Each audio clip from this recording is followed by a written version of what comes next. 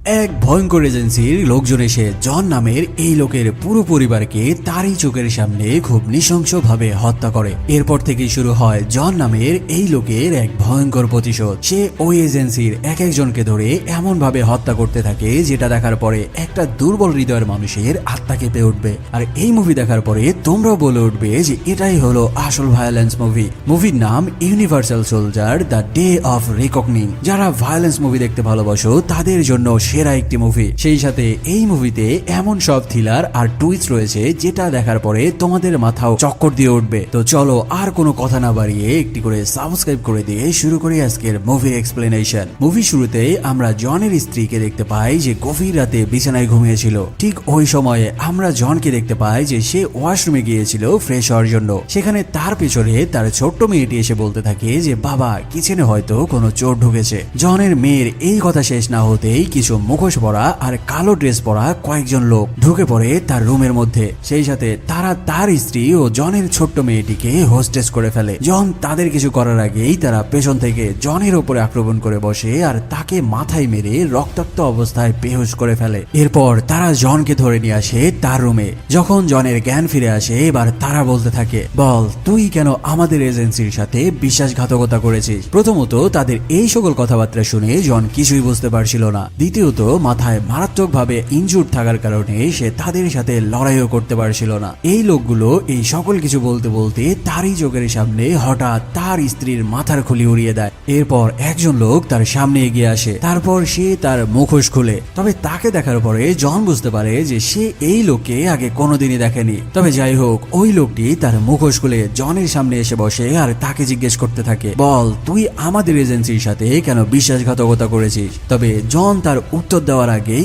ওই লোকটি তার ছোট্ট মেয়ের সামনে এসে দাঁড়ায় আর আবারও তার মাথায় গান ধরে তার ছোট্ট এই কিউট মেয়েটির মাথার খুলি উড়িয়ে দেয়। এরপর তারা জনকে খুব খারাপ অবস্থায় মেরে রক্তাক্ত করে ওই রুমের মধ্যে ফেলে দিয়ে চলে যায়। এই ঘটনার বেশ কয়েক মাস পরে আমরা জনকে হসপিটালে দেখতে পাই। আসলে সেদিন মাথায় মারাত্মক ইনজুর থাকার কারণে বেশ কয়েক মাস সে কোমার মধ্যে ছিল। এরপর তার জ্ঞান ফিরে আসলে তার পার্সোনাল দুজন ডাক্তার তার সাথে দেখা করতে আসে। ডক্টর তার নিজের পরিচয় তাকে দিয়ে বলতে থাকে যে একজন সিআইএর অফিসার তার সাথে দেখা করতে এসেছে। এই সিআইএর অফিসার নাম হচ্ছে ল্যারি। আর এই অফিসারকে একটু নোট করে রেখো। মুভির একদম লাস্টে যে তোমরা এমন কিছু তথ্য জানতে পারবে যেটা জানার পরে তোমাদের হুঁশ উড়ে যাবে। যাই হোক সিআইএর অফিসার ল্যারি জনকে একজনের মুখোশ পরা ছবি দেখিয়ে তাকে জিজ্ঞেস করতে থাকে তোমার পরিবারকে কি এই লোকেরা হত্যা করেছে। তবে জন তার এই সকল কথাবার্তা শুনে একদম চুপ করে থাকে। এরপর সেই লোকটি তাকে বলতে থাকে যে তোমার পরিবারকে কারা হত্যা করেছিল তাদেরকে তুমি চিনতে পারবে কিনা। তার এই সকল কথাবার্তা শুনে জনের কেমন সন্দেহ হতে থাকে।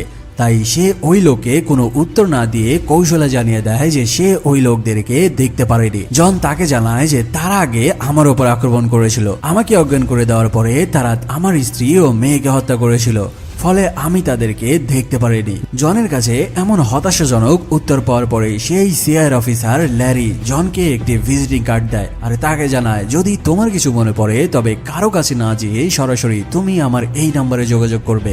এই সব কিছু বলে ল্যারি ওই জায়গা থেকে বেরিয়ে আসে আর হসপিটাল থেকে বের হওয়ার সাথে সাথেই সে একজনের কাছে কল করে আর সেই লোককে জানিয়ে দেয় যে তার ওই বন্ধ মোবাইলটি ওপেন করতে। এখন তোমরা হয়তো ভাবছো যে জনের পরিবারকে কোন এজেন্সির লোকজন হত্যা করলো এবং কেনই বা হত্যা করলো। আসলে এই এজেন্সির লোকজন মাইক নামের একজনকে হত্যা করতে চেয়েছিল।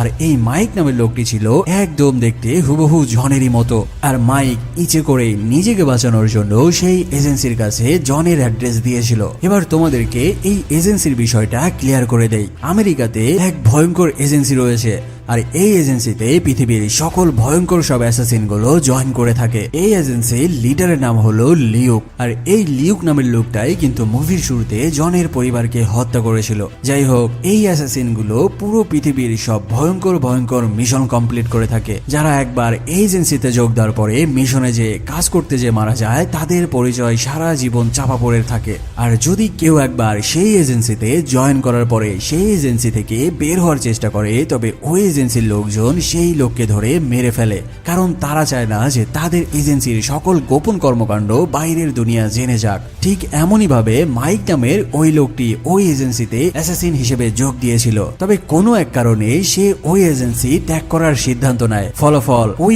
এজেন্সির লিডার লিউক তার বাকি অ্যাসাসিনদের পাঠায় মাইককে শেষ করে দেওয়ার জন্য। তবে তারা মাইককে খুঁজতে যেয়ে ভুলবশত জনকে দেখতে পায় আর তারা মনে করতে থাকে যে এটাই হয়তো মাইক। ফলাফল তারা মাইককে হত্যা করতে যেয়ে ভুলবশত জনের পরিবারের উপরে আক্রমণ করে আর তাদেরকে নির্মমভাবে হত্যা করে। তবে এর থেকেও ভয়ঙ্কর ব্যাপার হচ্ছে এই এজেন্সিতে যারা কাজ করে তাদের প্রত্যেকের ঘাড়ের মধ্যে একটা করে ট্র্যাকার বসানো রয়েছে। আর এই এজেন্সির লিডার লিউক তাদের প্রত্যেক অ্যাসাসিনদেরকে ইচ্ছে মতো সেই ট্র্যাকারে সিগন্যাল দিয়ে কন্ট্রোল করতে পারে। আর এই কাহিনী মাইক বুঝতে পারার কারণে সে তার ঘাড়ের মধ্যে থেকে ওই ট্র্যাকারটি কেটে বের করে ফেলেছিল।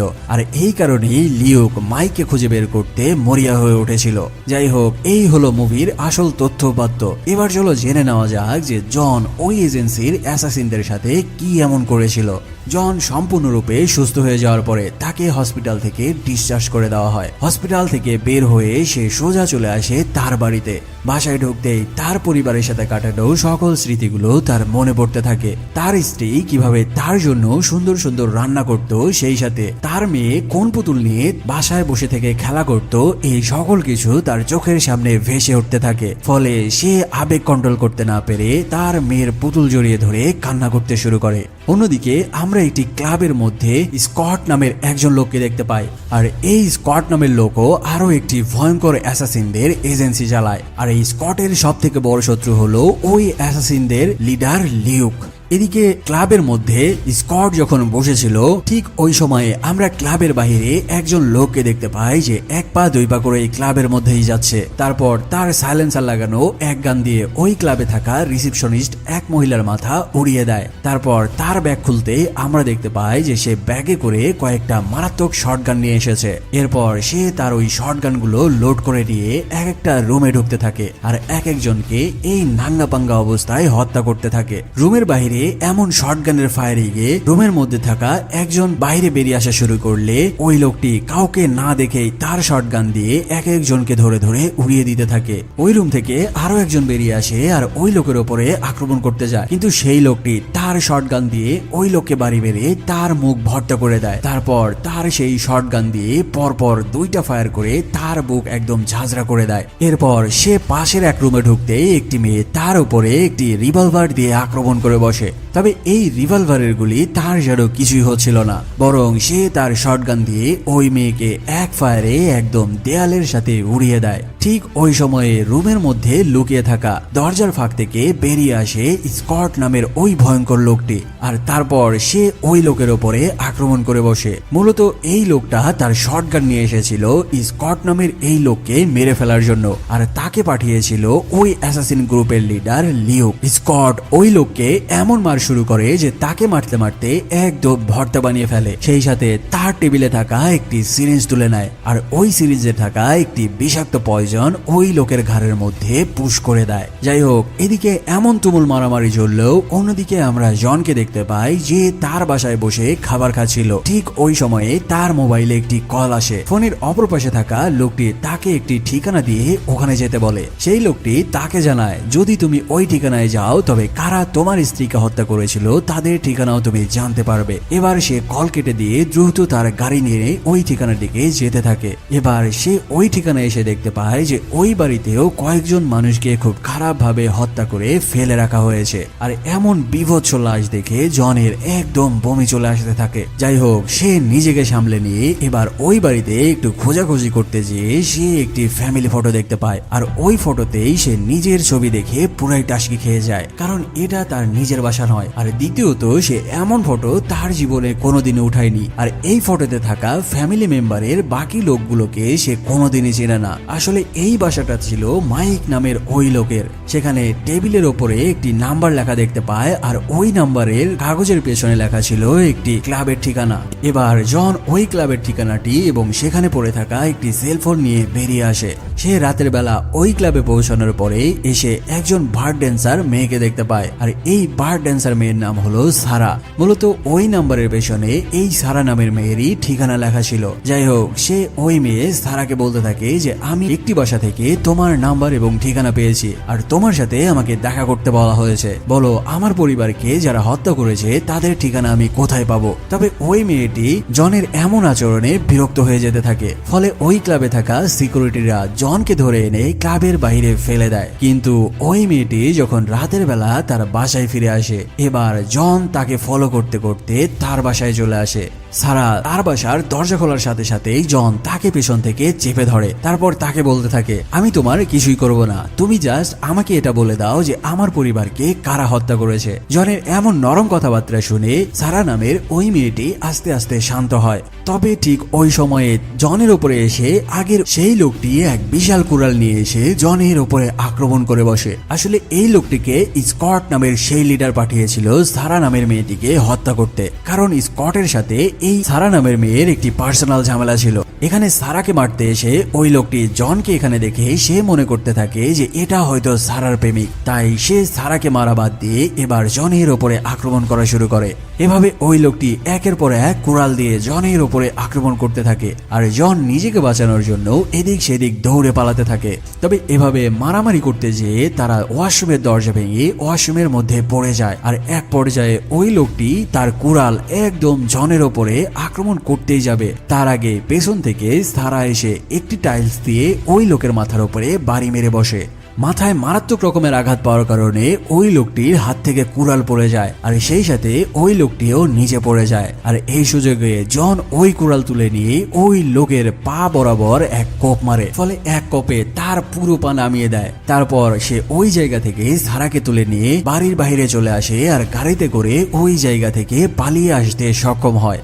অন্যদিকে আমরা এই অ্যাসাসিন টিমের লিডার স্কটকে দেখতে পাই, যে তার ভয়ঙ্কর ভয়ঙ্কর সব অ্যাসাসিনদের এক জায়গায় করে তাদেরকে ভয়ঙ্কর ভাবে মোটিভ করতে থাকে। সে বলতে থাকে যেভাবেই হোক এই পুরো শহরের রাজত্ব আমরা প্রতিষ্ঠা করব, আর যারা আমাদের প্রতিদ্বন্দ্বী হবে তাদেরকে কেটে কেটে কুচি কুচি করে দেব। আর তার কথার সাথে সাথে তার সাঙ্গপাঙ্গরা ভয়ঙ্কর ভাবে হুঙ্কার দিতে থাকে। যাই হোক, সিন শিফট হলে আমরা জন এবং সারাকে একটি রুমের মধ্যে দেখতে পাই। এখানে সারা তাকে আসল কাহিনী খুলে বলতে থাকে। আসলে এই সারা নামের মেয়েটি একসময় স্কটের অ্যাসাসিন গ্রুপের হয়ে কাজ করত। তবে এই সকল কাজ করতে যে সারা বুঝতে পারে যে তাকে দিয়ে নিরীহ মানুষদেরকে হত্যা করানো হচ্ছে, তাই সে ওই অ্যাসাসিন এজেন্সি থেকে কোনো রকমে পালিয়ে চলে আসে, আর এক প্রকার তার নাম ধাম পরিবর্তন করে জীবিকা নির্বাহের জন্য সে এই ক্লাবে বার ড্যান্সার হিসাবে কাজ শুরু করে। তবে সারা যখন জনের সাথে ঘটে যাওয়া এই নির্মম কাহিনী জানতে পারে, তখন সারা তাকে বলতে থাকে তোমার পরিবারের ওপরে যারা এমন আক্রমণ করে তাদের হত্যা করেছিল সেটা তার কোনো এজেন্সির লোকজন নয়, বরং এই শহরে তাদের ভয়ঙ্কর এক শত্রু ও আরো একটি অ্যাসাসিন গ্রুপ রয়েছে। এই গ্রুপের লিডারের নাম হচ্ছে লিউক। লিউকের এজেন্সিতে তোমার মতোই দেখতে হুবহু একজন অ্যাসাসিন কাজ করত। তবে এক মিশনের পরে ওই অ্যাসাসিন মাইক একদম পুরোপুরি গায়েব হয়ে যায়। হতে পারে যে লিউক মাইককে হত্যা করতে যেয়ে ভুলবশত তোমার পরিবারের উপরে হামলা করেছে। তবে সারা এখানে জানায় যে ওই লিউক নামের অ্যাসাসিন তার এই ভয়ঙ্কর এজেন্সি কোন লোকেশন থেকে চালায় এটা তার জানা নাই। এই সকল কথাবার্তা শুনে জনের হঠাৎ মনে পড়ে যায় সেই সিআইএর অফিসার ল্যারির কথা। ফলে সে দ্রুত ল্যারির দেওয়া ওই নাম্বারে কল করে ল্যারির সাথে একটি জায়গায় দেখা করে, আর এরপর ল্যারিকে জিজ্ঞেস করে যে এই অ্যাসাসিনদের লিডার লিউককে আমি কোথায় পাবো। জনের মুখে লিউকের কথা শুনে সিআইএর অফিসার তাকে বলতে থাকে এরা হচ্ছে এই শহরের সব থেকে ভয়ঙ্কর ক্রিমিনাল, সেই সাথে এদের এত ভয়ানক ভয়ানক অ্যাসাসিন আছে তোমাকে মেরে ফেলার জন্য তারা 1 মিলি সেকেন্ডও সময় নেবে না। তবে এরপরও তুমি যদি এই অ্যাসাসিনদের বিরুদ্ধে লড়তে যাও আর তাদের লোকেশন জানতে চাও, তবে কাল রাতে তুমি স্টারবাক নামক একটি কারখানায় গেলেই তুমি তাদের সকল লোকেশন জানতে পারবে। এই সকল কথাবার্তা বলে ওই সিআইএর অফিসার ল্যারি ওই জায়গা থেকে চলে যায়। অন্যদিকে আমরা একটি আস্তানায় দেখতে পাই, যেখানে দেখা যায় ভয়ঙ্কর ভয়ঙ্কর সব লোকজন বসে থেকে আড্ডা দিয়েছিল। আর এই সকল অ্যাসাসিনদের মধ্যে আমরা স্কটের সেই শটগান চালানো অ্যাসাসিনকে দেখতে পাই, যাকে গত রাতে জন কুড়াল দিয়ে তার পা কেটে দিয়েছিল। সেখানে তাকে দেখা যায় তার ওই পায়ের বাকি অংশ সে সেলাই করে জোড়া লাগিয়েছে, আর বর্তমানে তার পায়ের কি অবস্থা সেটা দেখার জন্য সে মোজা খুলে দেখার চেষ্টা করছিল। ঠিক ওই সময়ে তার পাশে আরো একজন লোক এসে দাঁড়ায়। তবে সে ওই অ্যাসাসিনের উপরে আক্রমণ করার আগে সে উল্টা তারই উপরে আক্রমণ করে বসে। বসে, আর তার আশেপাশে থাকা এই ভয়ঙ্কর লোকগুলো ছিল তারই গ্রুপের লোকজন। ফলে ওখানে লিউকের ভয়ঙ্কর ভয়ঙ্কর অ্যাসাসিন মিলে ওই লোককে মেরে একদম ছানা ভর্তা করতে থাকে। অবশেষে সেখানে ওই জায়গাতে এসে হাজির হয় সেই অ্যাসাসিনদের লিডার লিউক। সে ওই জায়গাতে আসা মাত্রই তার পালিত সকল অ্যাসাসিন গুলো তাকে রাস্তা ছেড়ে দিতে থাকে। লিউক ওই লোকের কাছে যায় আর তার একটি শটগান বের করে তাকে এক ফায়ার করে শেষ করে দেয়। আর সে এটাও বুঝতে পারে যে এই অ্যাসাসিনকে পাঠিয়েছে তার সব থেকে বড় শত্রু স্কট। যাই হোক, অন্যদিকে দেখা যায় জন সারাকে সাথে নিয়ে পরের দিন সিআইএর অফিসার ল্যারির দেওয়া সেই ঠিকানায় পৌঁছে গেছে। এরপর সে সারাকে গাড়িতে রেখেই একা একা ভেতরে যাওয়ার রাস্তা খুঁজতে থাকে। গাড়ি থেকে নেমে ভেতরে যেতেই সেখানে 3 জন লোক তার রাস্তা আটকে ধরে, কিন্তু জন তাদের বলতে থাকে যে তাকে পাঠিয়েছে সিআইএর অফিসার ল্যারি। এবার সেখানে একজন তাকে একটি দরজা খুলে দেয়, আর ওই দরজা দিয়ে ভেতরে যাওয়ার সময় জন দেখতে পায় যে এই রুমটি হলো একটি কসাইখানা। এক পা করে এসে ভেতরে যাওয়ার পরে সেখানে 2 জন লোককে মনিটর ও কিছু জিনিসপত্র নিয়ে বসে থাকতে দেখতে পায়। আসলে এটাই ছিল অ্যাসাসিন এজেন্সির একটি গোপন আস্তানা, আর এই জায়গা থেকেই তারা সকল অ্যাসাসিনদের পরিচালনা করত। জন ওই জায়গায় যাওয়ার পরে সেখানে থাকা অ্যাসাসিন এজেন্সির ম্যানেজার তাকে বলতে থাকে, তোমার পরিবারকে যারা হত্যা করেছে তারা হলো এই শহরের অ্যাসাসিন এজেন্সির লিডার লিউকের লোকজন। জন তাকে লিউকের সেই মাস্ক পরা ছবি দেখে বলতে থাকে যে এই অ্যাসাসিনের লিডার লিউককে আমি কোথায় পাবো। তবে ওই ম্যানেজার তার কোনো কথার উত্তর না দিয়ে বরং তাকে একটি ভিডিও দেখায়। ওই ভিডিওতে দেখা যায় যে জন নিজের স্ত্রীকেই খুব খারাপ ভাবে তার মুখ এবড়ো তেবড়ো করে দিয়ে হত্যা করছে। এই কাহিনী দেখার সাথে সাথে জনের মাথা একদম ঘুরে ওঠে। তার মনে পড়ে যায় যে সে এই বাড়িতে এসেই এই ভয়ঙ্কর লাশটি দেখেছিল, আর সে ওই বাড়ি থেকেই সারার নাম্বার ও ঠিকানা পেয়েছিল। এই সকল কাহিনী সবকিছুই জনের মাথার উপর দিয়ে যেতে থাকে। তাই সে ওই ম্যানেজারকে জিজ্ঞেস করে যে এই লোকটা আসলে কে। এবার ম্যানেজার তাকে বলতে থাকে যে তোমার মতো দেখতে এই লোকটার নাম হলো মাইক, যে দেখতে হুবহু একদম তোমার জেরক্স কপি। আর এখানে জন তার জীবনের সকল না পাওয়া উত্তরগুলো একটা একটা করে পেতে থাকে।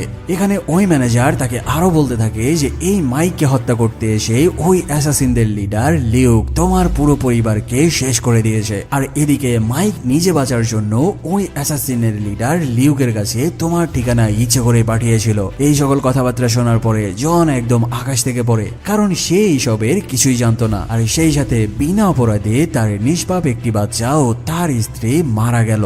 তাই সে ওই জায়গায় এক ভয়ঙ্কর প্রতিজ্ঞা করে বসে যে এই সকল গ্যাংস্টারদের সাথে সাথে মাইক নামের ওই লোককেও খুঁজে বের করে হত্যা করবে, সেই সাথে তার স্ত্রী ও মেয়ের হত্যার প্রতিশোধ নেবে। তবে জন আর সারা যখন ওই কসাইখানা থেকে বের হয়ে তাদের গাড়িতে বসে ঠিক আবারও তাদের উপরে হামলা করে বসে লুকের পাঠানো সেই শটগান চালানো অ্যাসাসিন, যার একটি পা জন কুড়াল দিয়ে কেটে দিয়েছিল। সেখানে ওই অ্যাসাসিন এসে জনের উপরে আক্রমণ করতে থাকে তার শটগান দিয়ে। সে এমন ভাবে তাদেরকে শটগান দিয়ে আক্রমণ করতে থাকে যে জন ওই জায়গা থেকে পালানোর কোনো রাস্তাই পারছিল না। এভাবে জন আর ওই অ্যাসাসিনের মধ্যে লড়াই হতে হতে জন বুদ্ধি করে তার গাড়ি ওই অ্যাসাসিনের গাড়িতে ধাক্কা মেরে বসে, ফলে ওই অ্যাসাসিনের গাড়িটি উল্টে যায়। এবার সে ওই গাড়ির মধ্যে থেকে বেরিয়ে এসে সরাসরি জনের উপরে ঝাঁপিয়ে পড়ে। এভাবে মারামারি করতে করতে তারা পাশের একটি দোকানের দেয়াল ভেঙে তার মধ্যে ঢুকে পড়ে। জন তাকে মারা শুরু করলে এবার ওই লোকটি একটি বেসবলের ব্যাট তুলে নেয়, আর ওই ব্যাট দিয়ে জনকে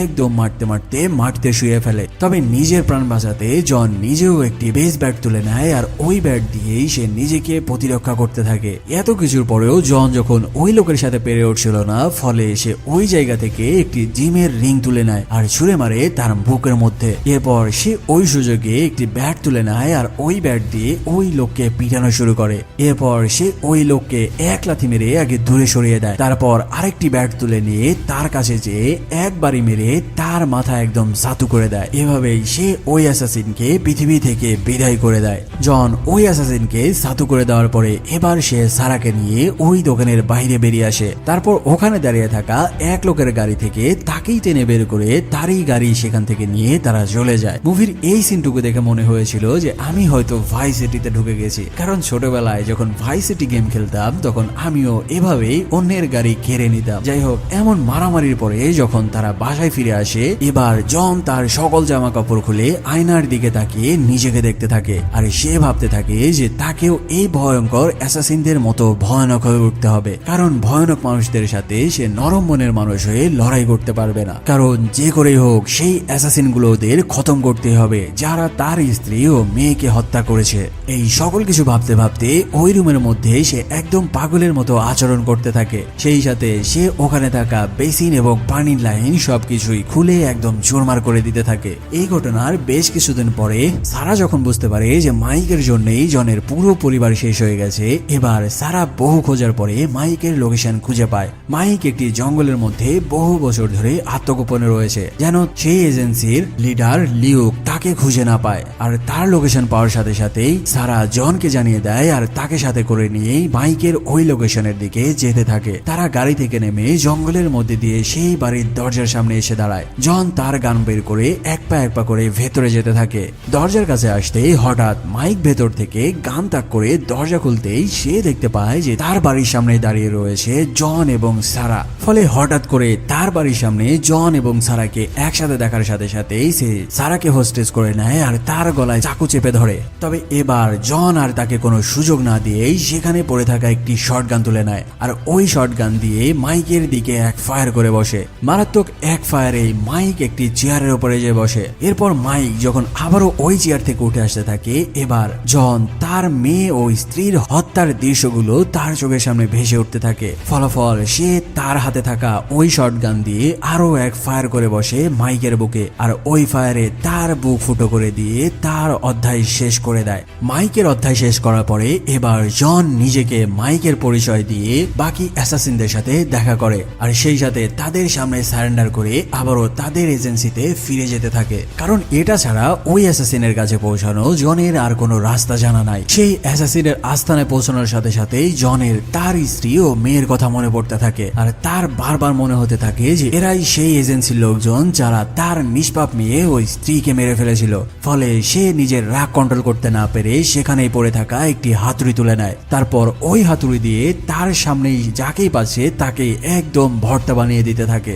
এই কাহিনী দেখে আশেপাশ থেকে আরো কয়েকজন অ্যাসাসিন আসা শুরু করলে এবার সে একটা একটা করে শটগান তুলে নিতে থাকে আর ওই শটগান দিয়ে তার সামনে যাকেই পাচ্ছে তাকেই একদম উড়িয়ে দেওয়া শুরু করে। এভাবে সে এক একজন অ্যাসাসিনকে ধরতে থাকে আর তাদেরই শটগান রাইফেল কেড়ে নিয়ে তাদেরকে একদম আকাশে পাঠিয়ে দিতে থাকে। এখানে জন এমন ভাবে ভায়োলেন্স হয়ে উঠে আর যেই লেভেলের শুটিং সহ ভায়োলেন্স দেখানো হয়েছে তার আসল ফিল নিতে হলে তোমাদেরকে এই মুভি একবারের জন্য হলো দেখতে হবে। যদি রেটিং করা হয় তবে ভায়োলেন্সের দিক থেকে এই মুভি থাকবে টপ 10-এ। সেই সাথে ইউটিউবের পলিসির কারণে আমি এই ভায়োলেন্স সিনগুলো তোমাদেরকে দেখাতে পারছি না। একে একে সবাইকে শটগান দিয়ে উড়িয়ে দেওয়ার পরে যখন জন দেখতে পায় যে তার সামনে আর কেউ দাঁড়িয়ে নাই, হঠাৎ জনের পেছনে এসে দাঁড়ায় ওই অ্যাসাসিনের লিডার স্কট। সে জনকে দেখে ভাবতে থাকে যে এটা হয়তো মাইক। তারপর ওখানে তার সাজানো সকল অস্ত্রের মধ্যে থেকে স্কট তার প্রিয় একটি শটগান তুলে নেয়। ওই শটগান দিয়ে জনের দিকে ফায়ার করতে যায়। তবে তার আগেই জন তার হাতে থাকা একটি গান দিয়ে স্কটের পা বরাবর শুট করে দেয়। স্কটের হাত থেকে শটগান পড়ে গেলে এবার সে এক বিশাল কাটারি তুলে নিয়ে জনের উপরে আক্রমণ করতে যায়। তবে জন ওই জায়গা থেকে সরে গেলে এবার স্কট তাকে সাজানো সকল রাইফেলের মধ্যে থেকে একটি AK-47 তুলে নেয়। এবার তোমরা তো ভালো করেই জানো যে AK-47 কি ভয়ঙ্কর এক জিনিস।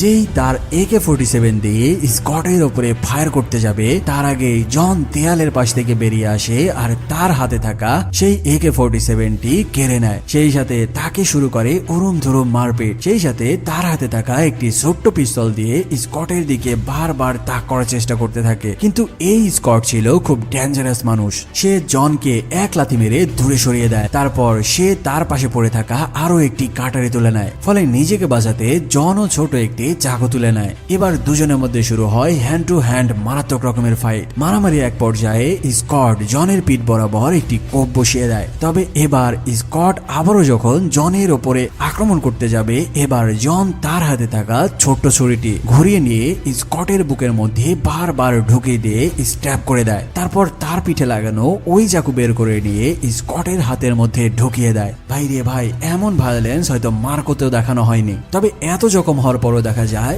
স্কট আবারও উঠে যখন তার সেই কাটারি তুলে নিয়ে জনের দিকে আক্রমণ করতে যায় এবার জন তার পাশে পড়ে থাকা একটি পিস্তল তুলে নেয়, আর সেই পিস্তল স্কটের মাথা বরাবর ধরে এক ব্ল্যাঙ্ক শট দিয়ে তার মগজ একদম বের করে দেয়। মারাত্মক হেডশট খাওয়ার পরে স্কট যখন মাটিতে পড়ে যাচ্ছিল, এবার জন তার হাত থেকে ওই কাটারি তুলে নিয়ে তার গলার মধ্যে দিয়ে ঢুকিয়ে দিয়ে মাথা দিয়ে বের করে দেয়। আর এই ভয়ঙ্কর নির্মম ভাবে এই অ্যাসাসিনদের লিডার স্কটের সাম্রাজ্য এখানেই শেষ করে দেয়। এবার স্কটকে শেষ করার পরে জন চলে আসে তার সব থেকে বড় শত্রু লিউকের আস্তানায়। সেখানে আসার সাথে সাথেই সে লিউককে তার সামনে দাঁড়িয়ে থাকতে দেখতে পায়। এবার সে কোনো কথা না বলেই তার হাতে থাকা ওই কাটারি বসিয়ে দেয় লিউকের হাতের মধ্যে। শুরু হয় দুই ভয়ঙ্কর মানুষের মধ্যে এক কঠিন যুদ্ধ। তবে এখানে জন লিউকের সাথে পেরে উঠছিল না। সে যতবারই তাকে মারতে যাচ্ছিল, লিউক ততবারই কোনো না কোনো ভাবে নিজেকে প্রোটেক্ট করে নিয়েছিল। এরপর মারামারির এক পর্যায়ে দুজন দুজনের হাতেই কাটারি তুলে নেয় আর শুরু হয় দুজনের ভয়ঙ্কর ফাইট। তবে মারামারির এক পর্যায়ে জনের হাত থেকে কাটারি পড়ে যায়, আর ঠিক ওই সময়ে লিউক তার হাতে থাকা কাটারি দিয়ে জনের ওপরে আক্রমণ করে বসে। কিন্তু এখানে দেখা যায় জন নিজেকে বাঁচাতে তার হাত দিয়ে ওই কাটারিকে প্রোটেক্ট করার চেষ্টা করে। ফলাফল ওই কাটারি তার হাতের মধ্যে একদম ঢুকে যায়। ভাইরে ভাই, এই সিনটা ছিল একদম গা গুলিয়ে দেওয়ার মতো। নিজেকে একবার ওই জায়গায় রেখে কল্পনা করে দেখো যে কাটারি তোমার হাতের মধ্যে এমন ভাবে বিঁধে গেছে, তাহলে তোমার অবস্থা কি হতে পারত। তবে জন লিউকের ওপরে এতটাই খেপা ছিল যে ওই অবস্থাতে তার ওই কাটা হাত দিয়ে লিউককে প্রোটেক্ট করার চেষ্টা করতে থাকে। এরপর সে লিউককে ধাক্কা দিয়ে সরিয়ে দেয়, আর সেই কাটারি তার হাতের মধ্যে থেকে এক টান দিয়ে বের করে আনে। তারপর সে লিউকের ওপরে আক্রমণ করতে যায়। তবে হঠাৎই লিউক একটি কাটারি পড়ে থাকতে দেখতে পায়, আর সেটি তুলে নিয়ে জনের ওপরে আক্রমণ করতে আসে। এরপর লিউক তার সেই কাটারি তুলে এনে জনের গলায় পেঁচিয়ে ধরে। তবে জন তার ওই আধা কাটা হাত দিয়ে লিউককে চেপে ধরার চেষ্টা করে। তার হাত অর্ধেক কেটে যাওয়ার কারণে সে যতই লিউকের দিকে জোরে চাপ দিচ্ছিল, তার হাতের হাড়টি মরমর করে ভেঙে যাচ্ছিল। তবে এত কিছুর পরেও জন তার হাল ছাড়ে না। সে অবশেষে লিউককে ওই জায়গাতে ধাক্কা দিয়ে সরিয়ে দিতে সক্ষম হয়। সেই সাথে তার হাতে থাকা ওই কাটারি ঘুরিয়ে নিয়ে লিউকের বুকের মধ্যে ঢুকিয়ে দেয়। আর এভাবেই সে এই শহরের সব থেকে ভয়ঙ্কর অ্যাসাসিনের লিডার লিউককেও শেষ করে দেয়। সেই সাথে সাথে তার পরিবার হত্যার প্রতিশোধ নেয়। ঠিক ওই সময়ে জন বুঝতে পারে যে তার পিছনে ভয়ঙ্কর ভয়ঙ্কর কয়েকজন লোক এসে দাঁড়িয়ে রয়েছে। তবে এখানে দেখা যায় জন এই শহরের সব থেকে ভয়ঙ্কর মাফিয়াকে মেরে ফেলার কারণে তারা জনকে নিজের বস হিসাবে মেনে নেয়, আর জনের সামনে মাথা নত করে নিজেদের সমর্পণ করে দেয়। মানে জন এবার হতে চলেছে এই এজেন্সির অ্যাসাসিনদের লিডার। মুভির একদম শেষে আমরা একটি জঙ্গলের দৃশ্য দেখতে পাই, যেখানে দেখা যায় জনের সাথে দেখা করতে এসেছে স্বয়ং সিআইএর এজেন্ট ল্যারি। ল্যারি এসে জনকে ধন্যবাদ দিতে থাকে এই শহরের দুই ভয়ঙ্কর এজেন্টদের লিডারকে হত্যা করার জন্য। তবে ঠিক ওই সময়ে জন তার গান বের করে ল্যারির মাথা বরাবর ধরে, আর এক ব্ল্যাঙ্ক শট দিয়ে তার মাথার একদম মগজ বের করে দেয়। ঠিক ওই সময়ে আমরা দেখতে পাই যে ওই গাড়ির মধ্যে থেকে ল্যারির মতো দেখতে আরো একজন সিআইএর অফিসার বেরিয়ে আসছে।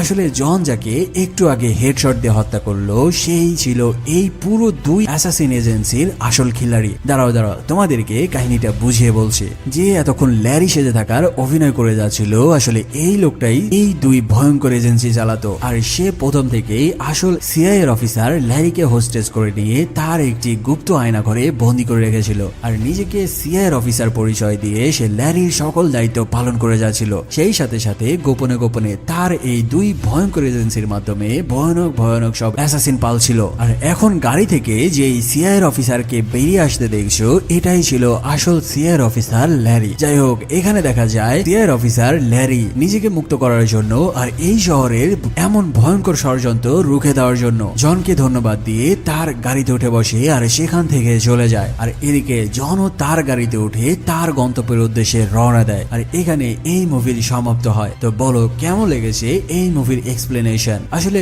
ইউটিউবের পলিসির কারণে তোমাদেরকে ভায়োলেন্সের আসল কাহিনীগুলো দেখানোই সম্ভব হয়নি। যদি পারো তোমরা এই মুভি একবারের জন্য হলেও দেখে নিও। দেখা হচ্ছে খুবই দ্রুত নতুন আরো কোনো মুভির এক্সপ্লেনেশন নিয়ে।